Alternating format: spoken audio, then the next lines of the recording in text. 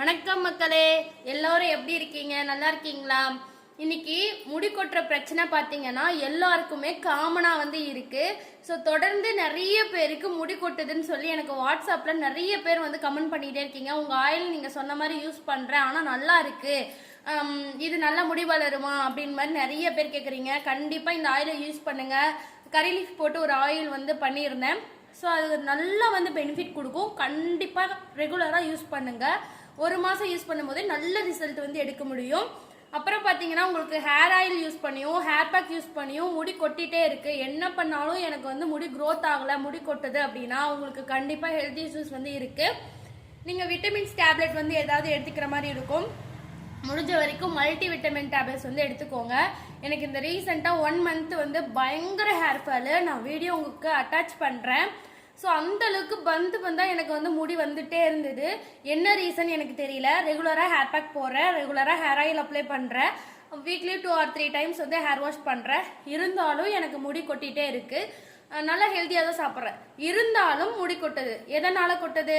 வேறு இடத்துல போய் தண்ணி குடிக்கல, எதுவுமே பண்ணல, இருந்தாலும் முடி கொட்டுது. என்ன ரீசன்னே எனக்கு தெரியல. ஸோ நான் என்னத்தை கண்டுபிடிச்சேன் அப்படின்றத உங்க கூட ஷேர் பண்ணிக்கிறேன். ஓகேங்களா? சில பேருக்கு அப்படிதான், என்ன பண்றோன்னே தெரியல, எல்லாமே கரெக்டா பண்றோம் ஆனாலும் முடி கொட்டுது.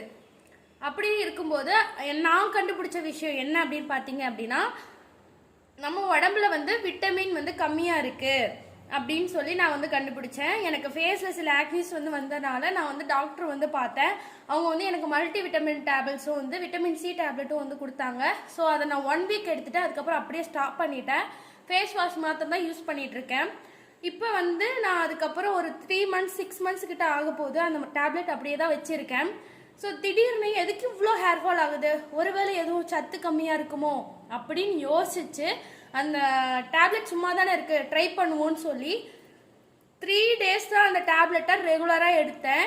4வது நாள் என்னோட முடி கொட்டுறது அப்படியே டோட்டலாக பாதியாக கம்மியாயிடுச்சு. ஸோ இதுலேருந்து என்ன தெரியுதுன்னா, நம்ம உடம்புல விட்டமின்ஸ் கம்மியாக இருக்குது அப்படின்னா கண்டிப்பாக முடி கொட்டுறது அதிகமாக இருக்கும். ஸோ விட்டமின்ஸ் உங்கள் இதில் கம்மியாக இருக்குன்னா அதுக்கு தகுந்த மாதிரி சாப்பாடு எடுத்துக்கோங்க. இன்றைக்கி சாப்பிட்றீங்க, நாளைக்கு உங்களுக்கு முடி கொட்டுறது கம்மியாகும் அப்படின்னா கிடையவே கிடையாது. சாப்பாடு சாப்பிடும்போது உங்களுக்கு மெதுவாக தான் அந்த விட்டமின்ஸ் கிடைக்கும். இதே நீங்கள் கேப்சூலாக நீங்கள் எடுத்துக்கும் போது அதில் 500 mg நின்னும் போது உங்களுக்கு அந்த 500 mg உங்கள் பாடியில் கிடைக்கும் போது டக்குன்னு அதுக்கான ரிசல்ட் தெரியும். ஸோ அந்த மாதிரி தான் நான் கண்டுபிடிச்சேன். ஸோ என்ன மாதிரி நீங்களும் எதுக்காக முடி கொட்டுதுனே தெரியாமல் இருக்கீங்க அப்படின்னா கண்டிப்பாக நீங்கள் ஒரு டாக்டரை பார்க்குறது ரொம்பவே பெஸ்ட்டு. ஸோ நல்ல டாக்டராக பாருங்கள். Vitamins tablet, multi vitamin tablet எடுத்துக்கோங்க. ஸோ டாக்டரோட அட்வைஸ் படி எடுத்துக்கோங்க, அது ரொம்பவே நல்லது. நீங்களா போய் ஆன்லைனில் பார்த்து வாங்கிலாம் எடுத்து சாப்பிடாதீங்க. அது ரொம்பவே உங்களுக்கு ஹெல்த் இஷ்யூஸ் தான் திரும்பி மேற்கொண்டு எடுத்துகிட்டு வரும். உங்கள் பாடிக்கு எது சூட்டபிளோ அந்த மாதிரி நீங்கள் எடுத்துக்கிறது ரொம்ப ரொம்ப ரொம்ப பெஸ்ட்டு. ஓகேங்களா?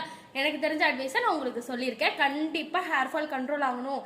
நீங்கள் ஹேர் பேக் போட்டு ஹேர் ஆயில் யூஸ் பண்ணி எது பண்ணியும் ஹேர் லாஸ் ஆகிட்டே இருக்குது, எனக்கு ஹேர் ஒத்தே இல்லை அப்படின்னு சொன்னீங்கன்னா கண்டிப்பாக உங்கள் பாடியில் ஏதோ சத்து கம்மியாக இருக்குன்னு அர்த்தம். அதுக்கு நீங்கள் என்ன பண்ண முடியுமோ அதை நீங்கள் பண்ணி உங்கள் ஹேர் லாஸை கண்ட்ரோல் பண்ணுங்கள். ஓகேங்களா? ஹேர் ஃபாலை கண்ட்ரோல் பண்ணணும் அப்படின்னா உங்கள் உடம்புல சத்து கம்மியாக இருக்குது. இன்னொன்று ரொம்ப முக்கியமாக, அயன் சத்து கம்மியாக இருந்தாலும் முடி பயங்கரமாக கொட்டும். அயன் சத்தை இம்ப்ரூவ் பண்ணுறதுக்கு காலையில் எந்திரிச்சோனையும் வெறும் வயிற்றுல ப்ரஷ் பண்ண பின்னாடி நீங்கள் குடிக்கக்கூடிய ஒரு சூப், என்ன சூப்புனா முருங்கைக்கீரை சூப்பு பண்ணி ஒரு பெரிய டம்ளர் அளவுக்கு ஒரு டம்ளர் குடிச்சிருங்க. அதுக்கு நீங்கள் டீ குடிக்கிறத கண்ட்ரோல் பண்ணிவிட்டு இந்த சூப்பை ரெகுலராக எடுத்துகிட்டு வாங்க. ஸோ ஒரு 1 வீக் எடுக்கும்போது உங்களுக்கு நல்ல டிஃப்ரென்ஸ் தெரியும். உங்கள் ஹீமோக்ளோபின் கண்டிப்பாக இம்ப்ரூவ் ஆகும். அந்த மாதிரி இம்ப்ரூவ் ஆகும்போது உங்கள் ஹேர் ஃபால் கண்டிப்பாக கண்ட்ரோல் ஆகும். உங்களுக்கு ஹேர் ஆயில் யூஸ் பண்ணுறதுலையும் ஹேர் பேக் யூஸ் பண்ணுறதுலையும் உங்களுக்கு ஹேர் ஃபால் ஆகுறதுலையும் ஏதாவது டவுட் இருக்குது அப்படின்னா கண்டிப்பாக கீழே கமெண்ட் பண்ணுங்கள். எனக்கு தெரிஞ்ச வரைக்கும் நான் அனுபவத்தில் என்ன தெரிஞ்சுக்கிட்டனோ அதை உங்களுக்கு கண்டிப்பாக சொல்லுவேன். ஓகேங்களா? வாட்ஸ்அப்பில் போயிட்டாலே ஏகப்பட்ட கேள்வி. நீங்கள் சொன்ன மெத்தடில் ஆயில் ப்ரிப்பேர் பண்ணி யூஸ் பண்ணுறேன், நல்லா இருக்குமா, எனக்கு பயமாக இருக்குது, நான் கண்டிப்பாக யூஸ் பண்ணலாமா, எனக்கு இந்த மாதிரி ஒரு ப்ராப்ளம் இருக்குது, நான் நல்லெண்ணெய் அந்த மாதிரி எண்ணெயெல்லாம் கலந்து யூஸ் பண்ணலாமா அப்படின்ற மாதிரி நிறைய கேள்வி வந்துட்டே இருக்குது. ஸோ உங்களுக்கு தெரிஞ்ச வரைக்கும், எனக்கு தெரிஞ்ச வரைக்கும் நான் சொல்கிறது என்ன அப்படின்னா, உங்களுக்கு எது நல்லதோ அதை மாத்திரம் பண்ணுங்க. ஸோ நான் எனக்கு எது நல்லதோ எது சூட்டபிள் ஆச்சோ அதைத்தான் நான் சொல்கிறேன். நீங்கள் தேங்காய் எண்ணெயில் தேய்ச்சிக்கலாம், இல்லை நல்லெண்ணெயில் தேய்ச்சிக்கலாம். அது உங்களுக்கு கம்ஃபர்டபுள், அதுதான் உங்களுக்கு டாக்டர் வந்து சொல்லியிருக்காங்க அப்படின்னா அதையே நீங்கள் ஃபாலோ பண்ணுங்கள். ஸோ மற்றவங்களுக்காக நான் சொல்கிறேன்னு சொல்லிட்டு நீங்கள் கண்டிப்பாக மாற்றாதீங்க. உங்களுக்கு உங்கள் பாடிக்கு என்ன சூட்டபிள் ஆகுமோ அதை மாதிரி நீங்கள் ட்ரை பண்ணுங்கள். இப்போ ஒரு ஹேர் பேக் யூஸ் பண்ணுறீங்க அப்படின்னா நான் யூஸ் பண்ணுறேன், என் ஹேருக்கு என் பாடிக்கு ஒத்துக்குது, அதனால் நான் அந்த ஹேர் பேக்கை மற்றவங்களுக்கு ரெக்கமெண்ட் பண்ணுறேன். இந்த ஹேர் பேக்கு எல்லாருக்கும் சூட்டபிள் ஆகுமா அப்படின்றது கேள்விக்குறி தான். எனக்கு என்ன 6 அடி கூந்தலா இருக்கு, நீ என்ன அவ்வளோ அனுபவசாலியா, நீ வந்து எங்களுக்கு கோளாறு சொல்ற அப்படின்னு சொல்ற உங்களுக்கு நான் சொல்றது என்னன்னா, நான் அனுபவசாலியெல்லாம் இல்லை, என்னோட ஹேரை வளர்க்குறதுல நான் கற்றுக்கிட்ட சில விஷயத்த நான் உங்களுக்கு வந்து சொல்கிறேன். ஓகேங்களா? அது என்னன்னு பார்த்தீங்கன்னா, என் ஹேர் ரொம்ப ஷார்ட்டாக இருந்தது. நான் யூஸ் பண்ணது ஹேர் ஆயில், ஹேர் பேக். எனக்கு சைனஸ் ப்ராப்ளம் கிடையாது. ஸோ எனக்கு எல்லா ஹேர் பேக்குமே சூட்டபிள் ஆகிக்கும். அந்த உளுந்து சம்மந்தப்பட்டதை நான் வந்து ரெடி பண்ணுறேன் அப்படின்னா மாத்திரம் எனக்கு கோல்ட் ஆகிடும். ஸோ அதை தான் நான் வந்து மோஸ்ட்லி அவாய்ட் பண்ணிடுவேன், உளுந்தே சேர்த்துக்க மாட்டேன். அதுக்கு பதிலாக நான் வாழைப்பழம் அந்த மாதிரி ஐட்டத்தை வந்து நான் சேர்த்துக்க ஆரம்பித்தேன். அது நல்லாவே வந்து ஹேருக்கு வந்து பெனிஃபிட்டாக இருந்தது. இப்போ கூட பார்த்தீங்கன்னா இங்கெல்லாம் எனக்கு நிறைய ஹேர் வந்து இருக்கும். ஸோ இந்த 1 மந்தில் என்னோட ஹேரு இப்படி இருந்த ஹேர் இப்படி ஆயிடுச்சு.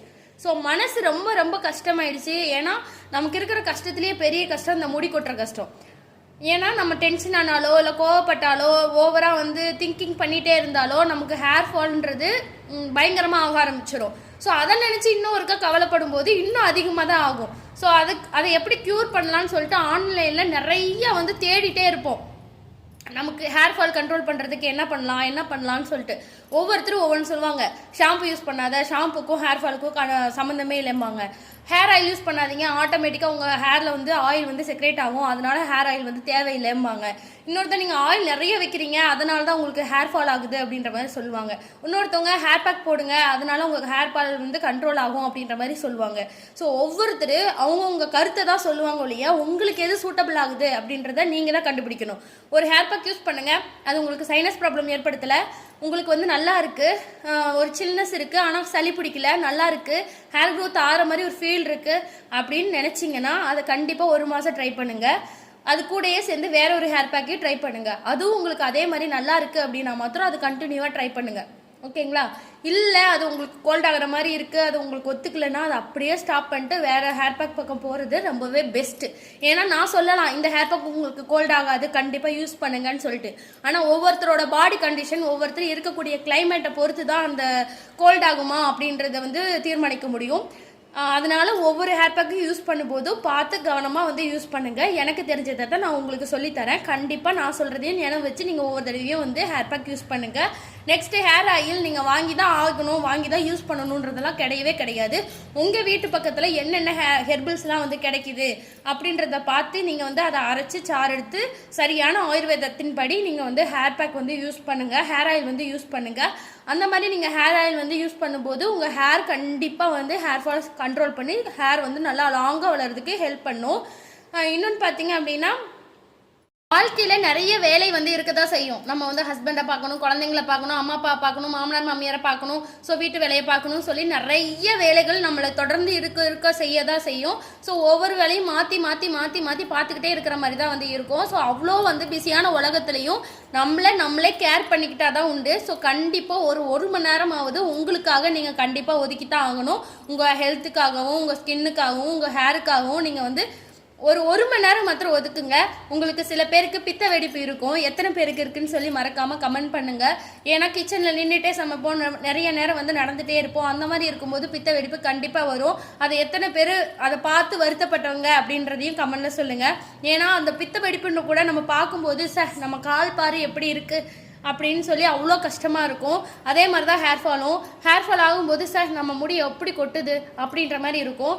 இது எல்லாத்தையுமே உங்களுக்கு நீங்களே வந்து ஒரு அக்கறை எடுத்து நீங்கள் அதை வந்து பண்ணும்போது கண்டிப்பாக அது வந்து க்யூர் ஆயிரும். இப்போ பித்த வெடிப்பு இருக்குது அப்படின்னா அதில் நீங்கள் உப்பு தண்ணி போட்டு கொஞ்சம் நேரம் உங்கள் காலை ஊற விட்டு அதுக்கப்புறம் வாஷ் பண்ணிங்கன்னா மோஸ்ட்லி வந்து போயிடும்.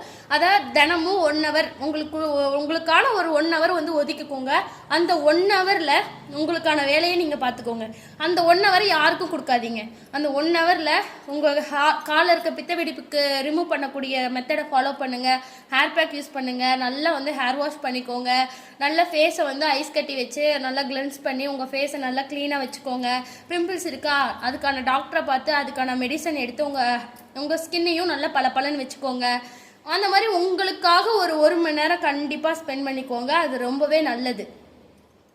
தொடர்ந்து இதே மாதிரி நிறைய விஷயங்களை உங்க கூட நான் ஷேர் பண்ணிக்க போகிறேன். எனக்கு தெரிஞ்ச விஷயத்தை தான் நான் வந்து உங்களுக்கு சொல்லித்தரேன். ஸோ கண்டிப்பாக அது உங்களுக்கு எந்த அளவுக்கு சூட்டபிள் ஆகுது அப்படின்றத பார்த்து நீங்கள் அதை கண்டிப்பாக உங்கள் வாழ்க்கையில் வந்து நடைமுறைப்படுத்துங்கள். Okay, bye bye. நெக்ஸ்ட் வீடியோட சூப்பராக வந்து உங்களை வந்து சந்திக்கிறேன். எனக்கு தெரிஞ்ச வரைக்கும் நான் வந்து உங்களுக்கு சொல்லியிருக்கேன். உங்களுக்கு ஏதாவது டவுட் இருக்குது அப்படின்னா கண்டிப்பாக அதையும் கமெண்டில் சொல்லுங்கள், இல்லை வாட்ஸ்அப்பில் பேசுங்க. கண்டிப்பாக நான் வந்து ரிப்ளை பண்ணுறேன்.